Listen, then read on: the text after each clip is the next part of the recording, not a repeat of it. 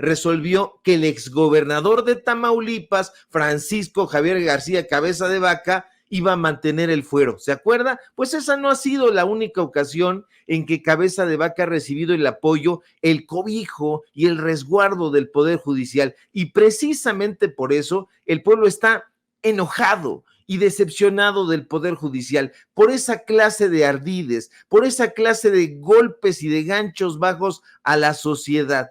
¿Cómo pedir, Vicente, que haya gobernantes probos y que se dediquen a velar por los intereses de la ciudadanía si hay jueces y hay ministros y hay magistrados que les permiten hacer toda suerte de tropelías? ¿Cómo? El Poder Judicial está podrido y no es solamente una metáfora. Como ha dicho el presidente López Obrador, en los sexenios pasados, en los sexenios anteriores, el Poder Ejecutivo era el único que importaba, era como el mandabás, era el poder de los poderes, y los otros dos, el legislativo y el judicial, eran los apéndices del ejecutivo y hacían justo lo que el presidente en turno les ordenaba.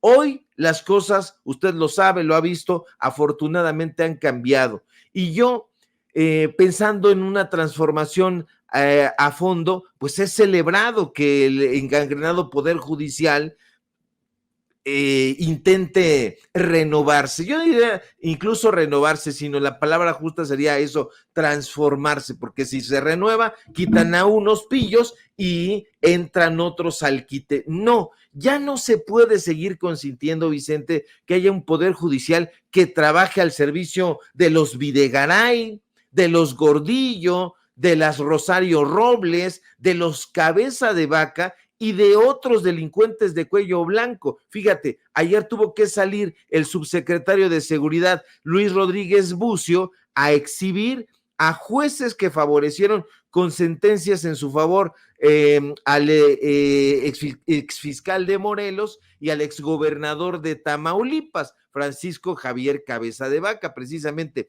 Ahora, la pregunta es, ¿qué tiene que ocurrir para que detengan la carrera delictiva de un sujeto, en el caso de Cabeza de Vaca, que ha utilizado hasta la Universidad Autónoma, y esto lo pongo entre comillas porque no hay tal autonomía, de Tamaulipas para beneficiarse? Y no estoy hablando de oídas, porque usted sabe perfectamente que eso nunca me ha gustado. A mí me gustan, como a toda la gente, los datos duros, los datos contundentes, los datos periodísticos. Fíjese, no hace mucho acusaron al primo de García Cabeza de Vaca, Víctor Hugo Guerra García, exsecretario de la Administración de la Universidad Autónoma de Tamaulipas, por el presunto desvío de 440 millones de pesos.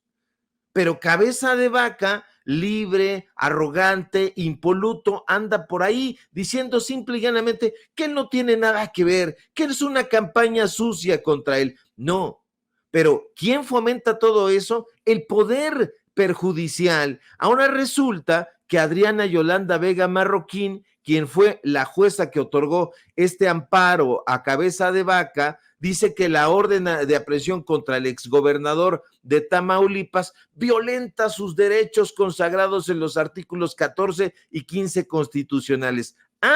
Pero ahora sabemos que esa jueza que ha cancelado la orden de aprehensión contra Cabeza de Vaca y que lo tiene desde luego libre, también estuvo involucrada en otros casos, en el caso del fiscal anticorrupción de Tamaulipas, Raúl Ramírez Castañeda. Usted recuerda que este personaje, en algún momento el Congreso de Tamaulipas quería destituirlo, justamente a que no había aprobado los exámenes de control ni de confianza federales, y había sido señalado también de entorpecer las investigaciones en contra de exfuncionarios de la pasada administración en ese estado. Pero eso no le importó, ninguno de esos antecedentes tétricos, al Poder Judicial, que ya lo conoce. El Poder Judicial es el paladín de los corruptos y se opuso a que ese sujeto continuara en su puesto muy campante.